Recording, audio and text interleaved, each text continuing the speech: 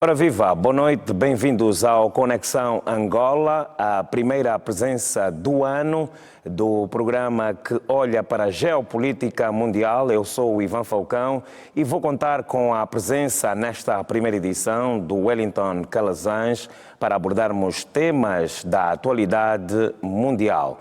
Desde já, agradecer a presença de todos aí do outro lado e também do Wellington Calazans, que está em Estocolmo. Wellington, boa noite. Boa noite, Ivan Falcão. Boa noite aos colegas do Conexão Angola e a você assistindo a este programa. Feliz Ano Novo, né? O primeiro contato com o nosso público do Conexão Angola este ano e esperamos que esta seja uma edição agradável para todos. Muito bem, feliz ano novo também para o Wellington Calazans e obrigado pela disponibilidade de estar sempre conosco ao sábado para debitar as opiniões relevantes aos temas que marcam a atualidade mundial. Wellington, vamos começar já no primeiro painel olhando para a tensão no Médio Oriente. Os Estados Unidos da América e o Reino Unido bombardearam o Iêmen. Os países árabes estão com extrema preocupação após ataques dos Estados Unidos e o Reino Unido ao Iêmen. Que análise podemos fazer a este primeiro painel que vamos abordar aqui nesta edição? Ivan, sabemos que essa situação ela é ruim para todos os lados. E quando isso acontece, nós devemos ficar realmente preocupados com as consequências que poderão acontecer, não é? Primeiro porque até mesmo do lado árabe já há queixas de que o comércio está prejudicado em função dos ataques promovidos pelos Houthis. E, em segundo lugar, esta situação não ajuda em praticamente nada o povo da Palestina. Então, eu acredito que esse tipo de confronto que esteja acontecendo, Ivan, ele dispersa o debate sobre o que realmente importa nesse momento, que é encontrar uma solução imediata para barrar o sofrimento imposto ao povo da Palestina por Israel. Um outro ponto interessante é que o ataque por parte dos Estados Unidos da América e do Reino Unido, alegadamente aos Houthis, não teve efeito prático nenhum, não terá efeito prático nenhum, e o máximo que vai poder ocorrer com isso é um envolvimento regional neste conflito, o que irá ser ruim também para todos. Mas a coincidência desses ataques, justamente quando Israel é julgado no TPI, é uma coincidência que, né, quem conhece as estratégias do Mossad sabe que a dispersão é uma das armas do Mossad. Então, é aí uma das estratégias praticadas para desviar o foco da comunidade internacional, que repudia somente Estados Unidos, poucos países, Estados Unidos e mais alguns outros aí, estão apoiando Israel e não exigem o cessar-fogo. É constrangedor no nível, Ivan, que até mesmo um país vizinho aqui, a Finlândia, as autoridades máximas da Finlândia tiveram que pedir desculpas esta semana pela demora em condenar os ataques de Israel na Palestina. Então, e agora eu vou aqui tocar no que importa mesmo em tudo isso, do ponto de vista da guerra e dos envolvidos, porque toda guerra é econômica. Já que o sofrimento do povo palestino não está sendo suficiente para sensibilizar as partes, fica aqui uma coisa muito clara. Se houver uma guerra regional, o preço do petróleo irá disparar. Se isso ocorrer, as economias já fragilizadas dos países ocidentais em decorrência da derrota da NATO em solo ucraniano, naquela guerra por procuração, e essa crise irá ser aprofundada e os problemas socioeconômicos dos países membros da OTAN, da NATO, perdão, esses problemas serão agravados de maneira muito perigosa. Wellington, Então, Ivan, pois não. os rebeldes Houthis prometem uma resposta dura. Será que têm capacidade? Uma resposta dura para os Estados Unidos e também para o Reino Unido? Olha, o alvo deles são embarcações. E como ali no Mar Vermelho é uma área muito pequena, é possível que eles provoquem realmente estragos muito grandes.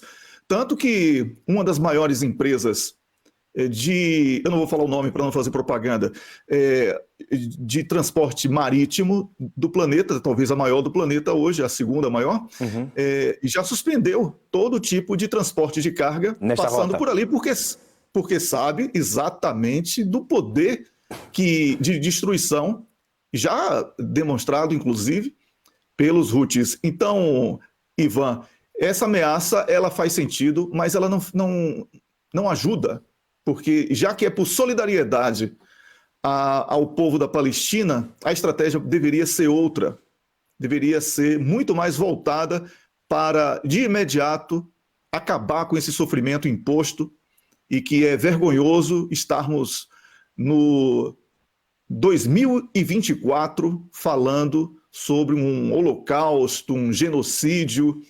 E só para terminar aqui, até porque eu quero avisar a você que o professor Almeida Henrique já está aqui na sala, que eu já cumprimento antecipadamente, desejando também feliz ano novo.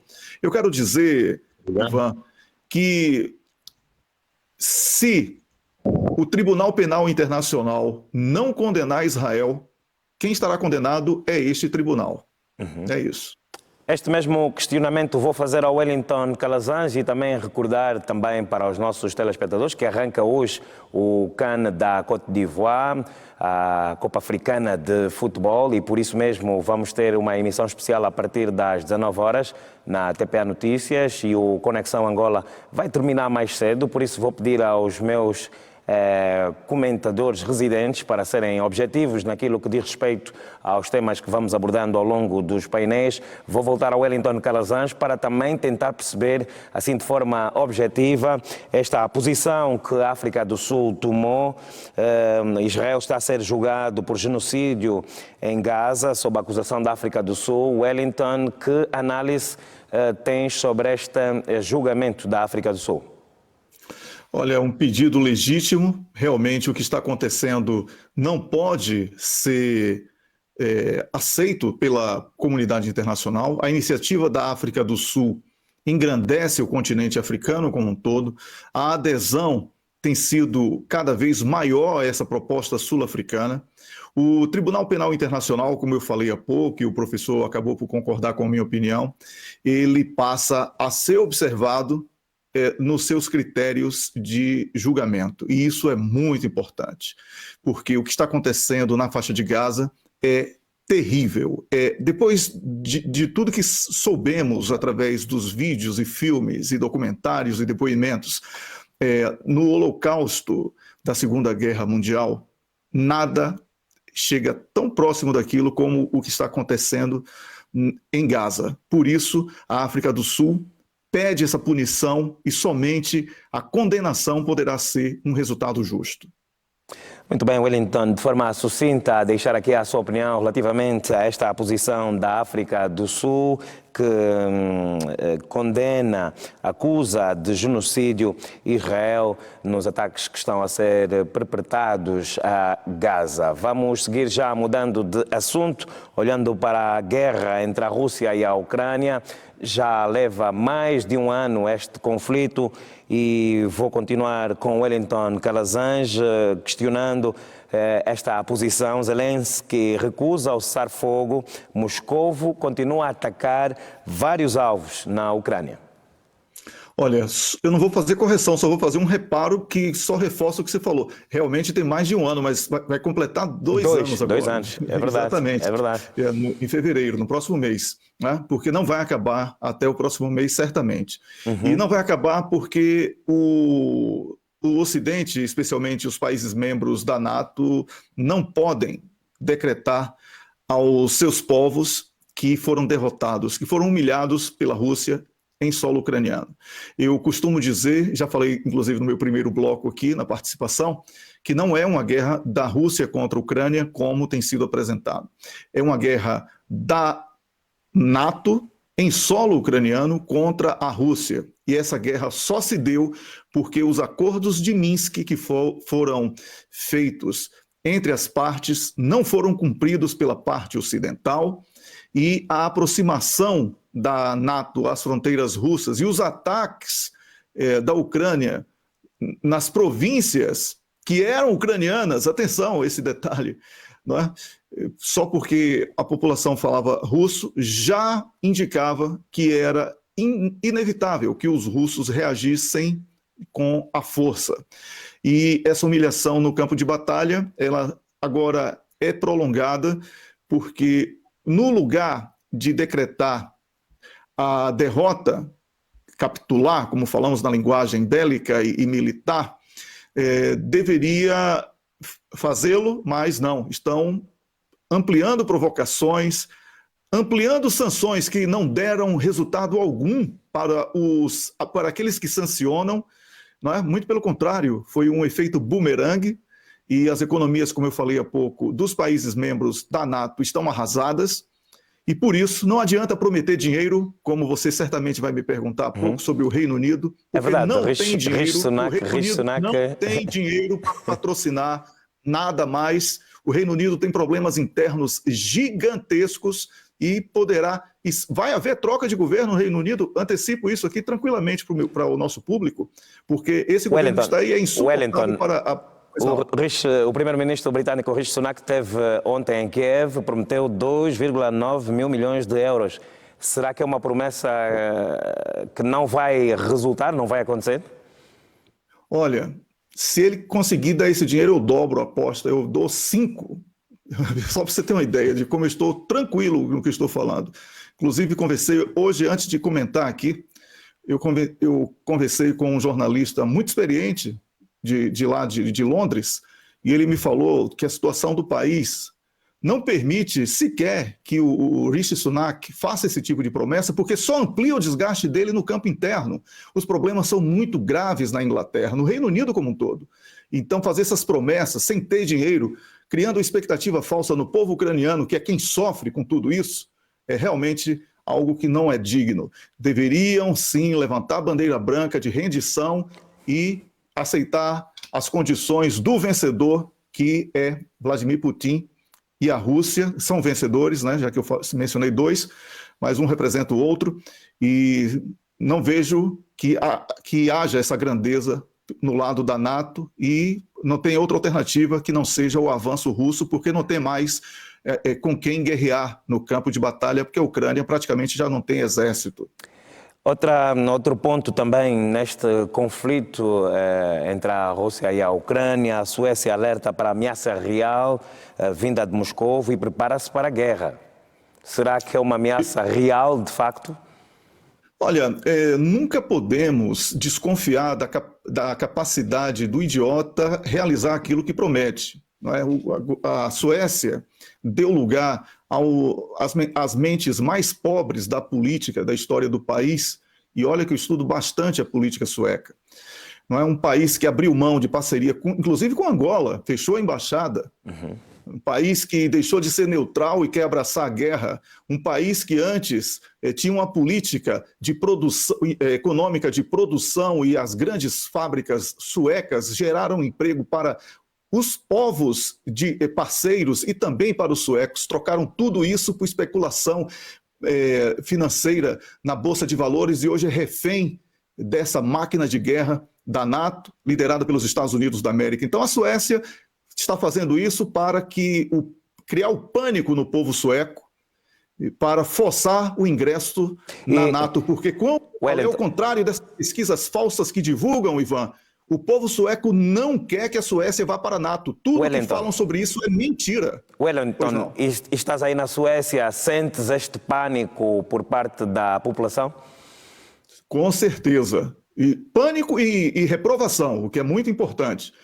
Inclusive, quando eu desqualifiquei aqui o governo, é um sentimento coletivo. As pessoas estão envergonhadas desses representantes políticos da atualidade que tentam gerar pânico. Inclusive, o debate aqui é a maneira como estão falando sobre guerra, criando pânico nas crianças, que é algo que aqui é imperdoável, Ivan. E vamos também à análise destas breves que marcam a primeira presença do ano do Conexão Angola com Wellington Calazans. Wellington, vamos começar também por este ponto. Na RDC, Félix Tshisekedi foi reeleito com 73% dos votos. Faço a mesma questão. Foram umas eleições não tanto renhidas, como já analisou o Dr. Almeida Henriques. Realmente a disputa, até porque 73% é uma maioria confortável, não é, Ivan? Não podemos dizer aí que houve O que houve realmente foi um clima de bastante contestação, uma certa insegurança. O universo de eleitores não expressa bem aquilo que nós gostaríamos de ver, né? Foram 43%, mas aquela situação no leste do país impediu que o número de votantes fosse mais expressivo. De qualquer maneira, os desafios são muito grandes e o presidente reeleito tem agora a missão de unificar o país, pacificar não só o país, mas toda a região, e certamente conta com o apoio, especialmente de Angola, para que esta paz possa prevalecer e que a prosperidade que decorre de um ambiente pacífico possa ser consumada. Em França, o ex-ministro da Educação é agora primeiro-ministro, por sinal também o mais novo de sempre, tem 34 anos. Wellington Calazans, será que a idade vai pesar naquilo que é este cargo bastante pesado? Foi uma jogada política apenas, Ivan. 34 anos de idade para tentar dizer ao jovem, à juventude francesa, que o governo e a classe política francesa como um todo não é aquilo que os mais velhos que tiveram as suas pensões prejudicadas estão falando. Tentam também nessa, vamos dizer assim, troca de cadeiras que aconteceu na França, dá um ar de que estão preocupados com contenção de despesas ao reduzir o número de ministérios, tenta jogar para uma nova cultura woke predominante na França, pelo fato do do primeiro-ministro nomeado aí, indicado por Emmanuel Macron, ser homossexual. No entanto, fecha as portas para os países árabes que condenam com veemência isso e para muitos países africanos também. Ou seja, a preocupação é muito maior em acalmar os ânimos dentro da França do que uma política de médio e longo prazos para resolver os verdadeiros problemas da França. Então, eu vejo tudo isso como uma manobra que ninguém sabe como é que vai terminar, mas no jeito que a França está, não vejo que dure coisa boa por aí não, viu, Ivan? Wellington, o candidato que era repudiado por Pequim, venceu as eleições presidenciais em Taiwan. Que clima vamos ter nesta zona do continente asiático? Olha, o professor Almeida estaria completamente certo se o candidato que venceu para a presidência também tivesse vencido o parlamento, mas não adianta nada ganhar a presidência e ter que negociar com os partidos da oposição que têm uma política contrária à de separar Taiwan da China. Então, nós temos aí um Macron com olhos puxados em Taiwan, porque ele é presidente, mas não tem maioria parlamentar, não vai poder fazer muita coisa. A China pode não ter levado ao melhor nessa manobra política que a propaganda ocidental promoveu para reeleger pela terceira vez, e pela primeira vez isso acontece, uma renovação de mandato pela terceira vez, né, de um partido, e do mesmo partido, perdão, em Taiwan, e mesmo assim, Ivan, não vai ter condição de impor a agenda prometida na campanha, porque quem consolida isso é o parlamento, e sem maioria parlamentar vai ter que negociar. E a negociação, você sabe como é. Quem está com um número menor tem que ceder para quem está com um número maior. Então, não vai haver muita alteração, além das famosas provocações, viagens de um primeiro-ministro de um país, acusação disso e daquilo por parte da imprensa, mas o jogo continua. Muito bem, falando em jogo, arranca hoje o CAN de 2023. Que análise pode deixar esta montra do futebol africano? São muitos jogadores africanos que atuam em vários pontos do globo e são referência mundial, que vão estar a disputar-se entre si. Qual é a análise, Wellington Calazans? O futebol, olha, o desporto como um todo, ele tem o papel de integrar povos e tem o papel de estimular a juventude, em especial, a ficar longe dos vícios diversos. Então, vamos aqui exaltar essa festa do futebol. O CAN, eu que vivi em Angola e tive o prazer de acompanhar isso, é uma festa maravilhosa. O povo africano merece essa celebração e espero que os organismos que cuidam do futebol e do desporto, né, no caso do COI, para os esportes olímpicos, saibam o valor. Vou para o Wellington Calazans muito rapidamente, em um minuto, para deixar o seu lado positivo e negativo desta última semana. Positivo, o CAN. Isso aí é uma festa que eu já exaltei aqui há pouco, é importantíssimo e o povo africano merece essa integração através da festa do futebol. E boa sorte para Angola, obviamente, né? Afinal de contas é o meu país de coração. E eu quero destacar como negativo a dispersão através de novos conflitos em torno da questão de Israel no ataque ao povo da Palestina e enquanto o povo da Palestina sofre. Isso é muito grave e o TPI tem a obrigação de agir com celeridade. Normalmente o lado positivo e negativo da semana é o último ponto no programa Conexão Angola, mas vamos ainda voltar para um ponto das breves que tem a ver com o Mar Vermelho. A Somália agrava as ameaças contra a Etiópia devido ao acordo com a Somalilândia de acesso ao Mar Vermelho. Wellington Calazans, hoje de forma diferente, vamos de forma telegráfica olhar também para esta ponto do globo que está a viver esta, digamos que, tensão. Olha, eu costumo ser obediente quando o assunto é tempo na televisão, hein? Olha, eu vejo isso com muita preocupação, porque pode ser muito ruim para o continente africano.